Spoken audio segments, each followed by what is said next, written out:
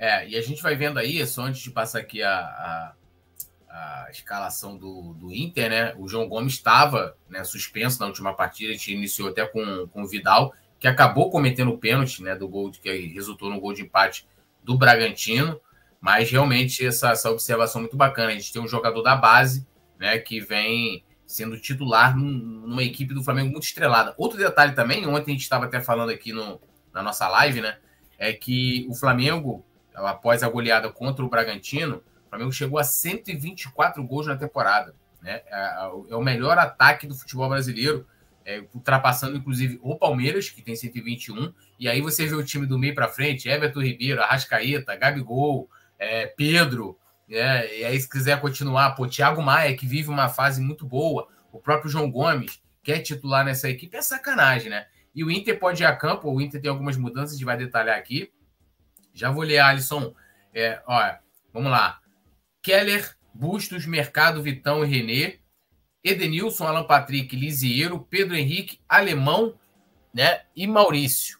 Né? Esse é o provável time do Internacional, tá? E assim, o time do Inter pode ter aí vamos dizer assim, uma alteração, né, algumas alterações do Mano, né, porque um meio-campo inédito, né? Ele nunca escalou o Lisiero e o Edenilson, né? Que podem entrar nesse time e atuarem juntos, né? O time tá cheio de desfalques aqui, até trazendo para vocês, ó.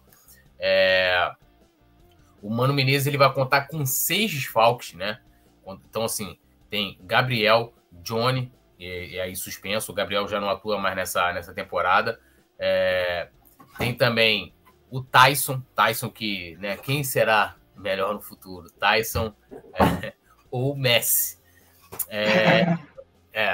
Então, assim, é uma equipe que pode vir muito modificada. Tem o Daniel que está com trauma no olho, o Anderson que está com desconforto muscular. Então, ele deve formar esse meio campo aí, né? Com Lisiero e Edenilson, né? E a expectativa também, né?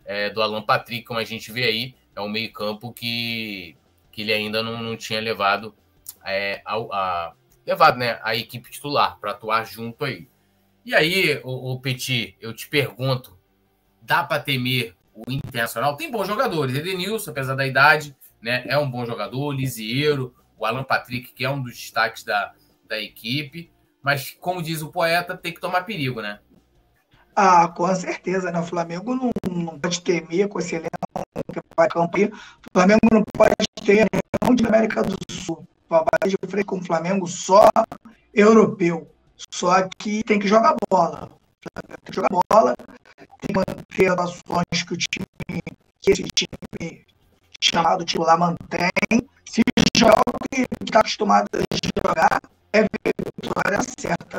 O time, com todo respeito, não tem um time que possa bater de frente com o Flamengo no Maracanã. Se o Flamengo, por isso que eu estou falando, se o Flamengo repetir a atuação, às vezes você tem um chamado, mas às vezes o time não está naquele dia, aquela forma de você jogar, às vezes você não encontra a forma de jogar e tal, e pode acontecer uma coisa diferente. Agora, o Flamengo mantendo, né, o que o Flamengo joga com o time titular, as atuações que a gente já viu esse time fazer, parceiro, Flamengo, vitória do Flamengo na certa. E trazendo aqui, né, a tabela do Campeonato Brasileiro, o Palmeiras, lembrando, o Palmeiras lidera com 63 pontos, seguido pelo Internacional, que é nosso adversário amanhã, com 53, ou seja, 10 pontos de diferença. Depois vem o Fluminense com 51, seguido do Corinthians, quarto colocado com 50, e aí na quinta colocação, né, o Flamengo, né?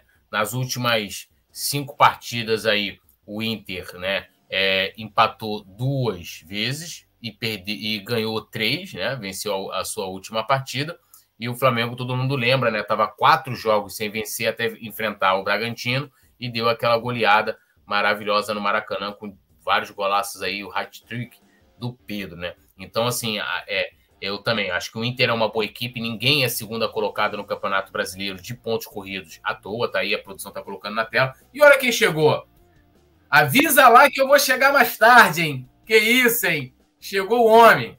Boa noite, produção, boa noite, Petit, boa noite, Túlio, boa noite a todo mundo que está nos assistindo. Hoje eu estou caracterizado de Capitão Nascimento. Não sei se vocês sabem por quê.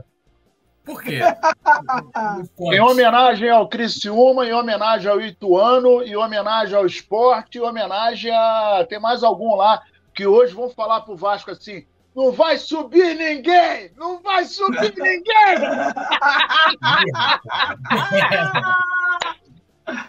Vive um drama o nosso querido co-irmão Vasco, né? Vive um drama. Deve ser muito ruim torcer pro Vasco, cara. Puta que pariu. Mas aí, então, aproveitando que o Nasa tá aqui, produção, antes de a gente voltar de novo na tabela, falar um pouco aqui da condição do Flamengo no campeonato, do Inter também, vamos voltar aí para a escalação aí, Nazário. A gente está aí com a equipe que pode entrar em campo nessa quarta-feira contra o Internacional. Santos, Rodinei, Felipe Luiz, Davi Luiz, Léo Pereira, Felipe Luiz, Thiago Maia, João Gomes, Everton Ribeiro, Arrascaeta, Pedro e Gabigol. É a equipe titular, né? Obrigação de vencer o Inter amanhã. É a equipe titular, a equipe que participou da virada de chave desde a chegada do Dorival, né? Lembrando que o Dorival, quando chegou ao Flamengo, ele enfrentou exatamente o Internacional, e nós perdemos por 3-1. Ele chegou num dia, o jogo foi no outro, né? Foi uma derrota que foi para conta dele, mas que efetivamente ele não treinou o time. Lembrando que hoje, né? Hoje não. Amanhã ele vai completar um turno, né? 19 jogos à frente do Flamengo. A diferença do Flamengo para o primeiro colocado era menor, hoje ela ficou maior, mas eu pelo menos tenho a convicção de que a coisa começou a ficar mais definida quando o Flamengo foi se direcionando tanto para a final da Libertadores quanto para a final da Copa do Brasil. E aí a gente tem que começar a pensar agora no seguinte: para o ano que vem, 2023, a gente vai ter que armar um time para efetivamente chegar na final dos 3 campeonatos, né? Porque, assim, a gente tem uma característica diferente do brasileiro para a Copa do Brasil e para a Libertadores. Lembrando que o Flamengo entrou na terceira fase da Copa do Brasil, na Libertadores ele está disputando desde o começo, mas a gente, lamentavelmente, tem que lembrar do início da temporada em que o Satanás, amigo do nosso querido Petit, eu diria até quase praticamente que um ídolo, né? Aquele Satanás do continente, do velho continente, aquele filho de uma égua que veio para cá e fez o que fez com o Flamengo. Lembrando que o Flamengo, eu inclusive falei na época, o Flamengo vive, vamos retornar, e quando a gente chega na época daquele Satanás, eu falei o seguinte: o Flamengo vive a sua maior crise em toda a sua história. Porque, repito, quando o Flamengo tinha problema de salário, estrutura, jogadores mal contratados, uma diretoria pífia, né? Sem conseguir capitanear um time, né? Um clube como o do Flamengo, então a gente via que a origem da crise ela era no núcleo, no centro, na sua membrana exterior, interior, no coração, nas veias, nos ossos, era no esqueleto todo do Flamengo. E hoje a gente vê um Flamengo estruturado, né, com uma estrutura nível europeia. A gente vê um Flamengo arrecadando 1 bi, e certamente esse ano vai passar de 1 bi. A gente vê um Flamengo que tem jogadores experimentados, que jogaram na Europa, né? Quem diria que um dia a gente olharia para o nosso time e poderia falar: porra, Vidal, Davi Luiz, Felipe Luiz, né? O próprio Arrascaeta, muito embora não tem ido lá para fora, mas a gente vê um time que tem o Varela, é um time que é internacionalizado, né? É um time que tem uma experiência internacional em nível de jogadores. É um time que está mostrando a sua marca para o mundo. Então, diante disso, eu acho que a gente tem que subir um degrau agora. Qual é o próximo degrau, Nazário? Porra, eu acho que em 2023 a gente tem que disputar a final dos 3. Copa do Brasil, Brasileiro e Libertadores.